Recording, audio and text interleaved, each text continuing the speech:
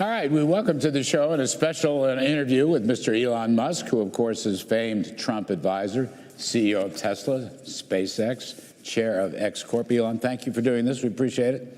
Thanks for having me. I want to begin, but among other things, everyone's attacking you for your position. What are you doing in the government? There was a cyber attack on X today, which shut it down and may have been foreign sourced. Yes. It's a big story. You want to give us a moment on that? Well, we're not sure exactly what happened, but there was a massive cyber attack to try to bring down the X system with IP addresses originating in the Ukraine area.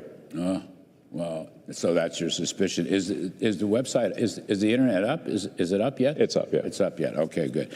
But I just was looking back. Let me see if I get this right. They're setting fire to various Tesla charging stations near Boston.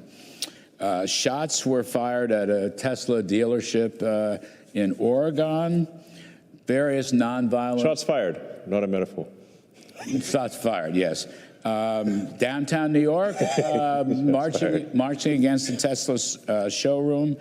Your stock is way down. You've been criticized left and right. But look on the bright side. I mean, why are you doing this? Always look on the bright side of life. Yes, I'm an optimist. Yeah. But besides that, yes, I mean, how's your day? What motivates you to do this? Was the opera good? It's tough sledding. Yeah, it is tough sledding. But I think we're doing the right thing here. There's been a tremendous amount of waste and fraud in the government. When you're part of the government, you saw a lot of that, and there's been. If you look at the Inspector General reports and the Government Accountability Office, there have been many audits that have pointed out that there's a tremendous amount of waste and fraud in the government. In fact, there was a report issued by the GAO, the Government Accountability Office, last year. So during the Biden administration, which estimated the federal government fraud to be $500 billion. So just to be clear, that's not a Trump administration thing, that's a Biden administration thing. So what we're trying to do is get that number down to a much smaller figure, save money for the American taxpayer, stop money being spent on things that I think very few taxpayers would agree make sense. Transgender animal surgeries, or why are we spending money? Why are American tax dollars being spent on this? The president's gone through a long list of absurd things. Why are the 20 million people who are definitely dead marked as alive in the Social Security database? Why were hundreds of millions of dollars of Small Business Administration loans were given out to people aged 11 and under, according to the Social Security? I mean, like, these must be some very enterprising 8-year-olds, And some pretty strong 150-year-olds. Yes, exactly. As the president said, we have an enormous number of people marked as alive who are 160. He didn't know the country was that healthy. Yes. So demystify this. How do you do it? Okay. How big is your team? Yeah. Where'd you recruit most of them from? And what is it that makes you choose, the Treasury or Social Security or USAID? How does it work? Let the public know, please. Right. Well, we just basically follow the money. We look at the president's executive orders, and we also just follow the money. So we started looking closely at USAID because they were completely violating the president's executive orders to suspend foreign aid, what's called foreign aid, but in our view is a lot of corruption. So what we saw there is just a tremendous amount of money being sent to non-governmental organizations. But actually, this, by the way, is, I think, one of the biggest sources of fraud in the world, is government-funded non-governmental organizations. This is a gigantic fraud loophole where the government can give money to an NGO, and then there are no controls over that NGO. So they've given billions of dollars, in fact, we estimate tens of billions of dollars, to NGOs that are essentially scams. By the way, I'm trying to put a stop to that. So I don't want to interrupt, but Secretary of State Rubio just come out, I think he tweeted today, he has accepted over 80% of your recommendations to shut down in USAID. Right. So your review and analysis was spot on. Yes. So I think when people criticize, say, what Doge is doing, we say, well, which part specifically? Because we put all of the actions of the Doge team on the Doge.gov website and on the Doge handle on X. So we post the receipts. So it's like this action has been taken, this action has been taken. So when we get criticism, we say, like, of what? Which line do you disagree with? Like which cost saving do you disagree with? And then people usually can't think of any. No. So it's transparent line by line. It's transparent line by line, which is quite remarkable. Right. And so, and then with respect to the Treasury, for example, the two main recommendations we suggested, which have now been implemented, was that any payments going out of the Treasury, especially the Treasury's main payment computer, which is called PAM, things like a payments account manager or something like that, but it's like almost $5 trillion a year, so about $1 billion an hour, that the payments be coded with the congressional appropriation, and that there be an explanation for the payment. Very basic stuff. And just doing that, we estimate will save $100 billion a year. You're not really, let me see if I get this right, particularly with Social Security, you're not really changing policy.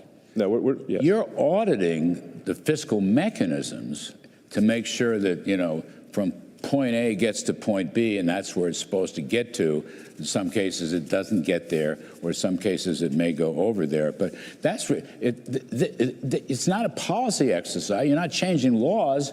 You're just doing what any business would do in a profit and loss audit. I think we're really what we're adding here is caring and competence. And there's a massive amount of fraud of basically people submitting Social Security numbers for Social Security benefits, unemployment, Small Business Administration loans, and medical, where those are fake Social Security numbers, or they've stolen somebody else's Social Security number, and we're trying to put a stop to all of that. And that's the number which is estimated to be on the order of 10% of federal expenditures, which is, half a trillion dollars. It's a huge number. Yeah.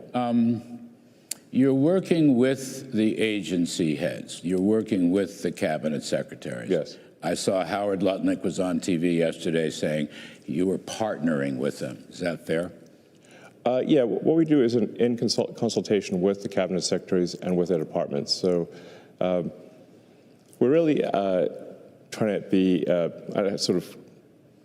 we'll refer to ourselves as tech support. We're really helping the department get a handle on things, because what actually happens here is you've got this sort of vast federal bureaucracy, and then you've got a very thin layer on top of the politically appointed officials, and what tends to happen is that the bureaucracy, frankly, is in control. And they largely ignore the politically appointed people. Why should the bureaucracy? I'm sure you must have seen that. I've lived with this twice. I worked for Reagan many years ago, and I worked for Trump in the first term. Yeah. It's like a permanent bureaucracy. I might add, it's a permanently liberal bureaucracy. Yes, very much so. And it's not a bureaucracy that necessarily enforces or implements presidential policy. They don't. In fact, they try their best to thwart presidential policy. So the president is the elected representative of the people. And if the president cannot get things implemented as a reflection of the will of the people, then what we have is not a democracy, we have a bureaucracy. We have rule of the bureau, not rule of the people. And that's what we're trying to defeat here is the bureaucracy and have rule of the people. And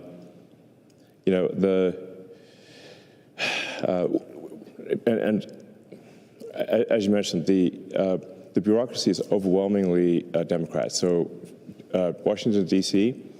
was 92.5%, I believe, voted for Kamala. So this is overwhelmingly a a deep blue situation. How do you pick your next targeted agency or department? Well, we're trying to act broadly across all departments, so it's not just one department at a time. Are you in all of them now? All of them? Pretty much, yeah. Yes. Oh. We're trying to make the government more efficient across the board. So yeah. How big's your team? We're a little over 100 at this point. 100. Get to 200. You're going to get to 200. Yeah. Okay. And you're recruiting from where? More or less. Basically, it's software people, information security software people, and finance. It's basically, finance and technology. I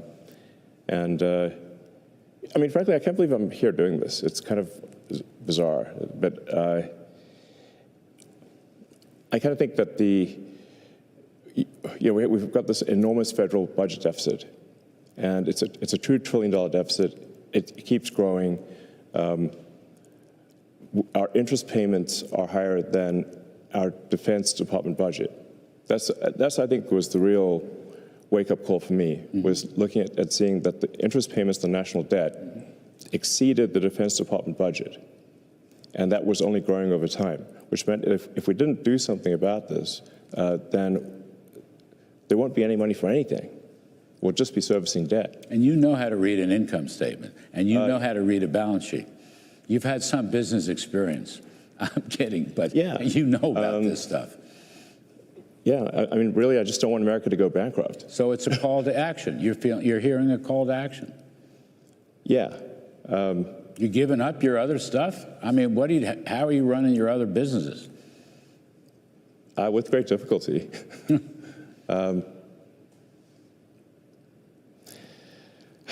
Yeah, I mean. But there's no turning back, you're saying? I'm just here trying to make government more efficient, eliminate waste and fraud, and so far we're making good progress, actually. So our savings at this point exceed $4 billion a day. Mm-hmm. So it's very significant. You think you'll wind up getting to $1 trillion? Yeah. Of savings?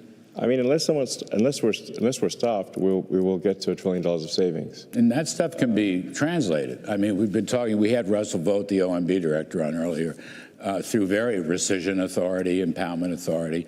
But I believe you said it earlier. It's an audit that will not gather dust on shelves. This is actually going to wind up with real savings, bend the spending baseline down. Yeah.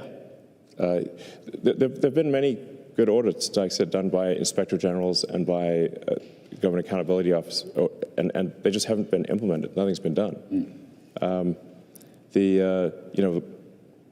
think the GAO identified that there were 17 million dead people in the Social Security database several years ago. It's now 20 million, but nobody did anything about it. I think we can sort of look at this as a complaint minimization optimization. So basically, if the government sends money out to, whether it's wasteful or fraudulent, nobody complains if they receive money, but they do complain if they don't receive money. And the people that complain the loudest are the ones receiving the fraudulent money. And you're on it. Yeah. I mean, so the goal here is let's not have America go bankrupt with waste and fraud. So that's what I'm here for, and we're making good progress. Yes, you are. You're going to go another year? Yeah, I think so. Final report, middle of next year? Well, we're just getting things done as opposed to writing a report. Like I say, reports don't mean anything. You got to actually take action. Yes. So the waste and fraud in entitlement spending, which is which is most of the federal spending is entitlements. So that's like the big one to eliminate, because that's the sort of $500 billion, maybe $600-700 billion a year. that is also a mechanism by which the Democrats attract and retain illegal immigrants by essentially paying them to come here and then turning them into voters. Yes. So this is why the Democrats are so upset about the situation, because they're losing, if we turn off this gigantic money magnet for illegal immigrants, then they will leave and they'll lose voters. But you have President's support. He said so again yesterday. He completely supports your operation. Yeah, well, thanks. But that's super. Without the president's support, we couldn't make any progress here. Yeah, I mean, where you'll see the biggest outcry is from the Democrats who are they don't want the waste and fraud to be turned off because it is a gigantic magnet to attract illegal immigrants and have them stay in the country. And I mean, you see some of the crazy stuff, like where money from FEMA, which is meant, FEMA is an agency that's meant to take care of Americans in distress. And a bunch of their money was being sent to pay for luxury hotels in New York for illegal immigrants. And that was happening even after the president was elected, and even after he signed an executive order saying that needs to stop. So we actually made sure that that money did stop going, because obviously it's outrageous that American taxpayer money is spent on luxury hotels for illegals. But you have to say, like, why was that being done? It was because the Democrats are trying to import voters, basically. Yes. I agree. Yeah. And that's also why there's no voter ID needed. In fact, in California and New York State, you're not allowed to show voter ID.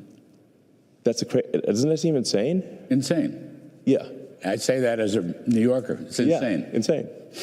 And it violates the entire Constitution and the principles behind it. Yes. Producers are yelling at me to get out. I don't want to end this interview because it's too much fun. Yeah. Can I just ask you one thing, 20 seconds? Nothing to do with Doge. Can you rescue the astronauts? Yes, we're bringing them back in a few weeks. There's not near enough attention being paid to this. You're going to get them back? We're going to get them back. God bless. Thank you. Thank you for all your service, Elon Musk. We appreciate it very much. Appreciate it. Appreciate it. Take care. Thank you.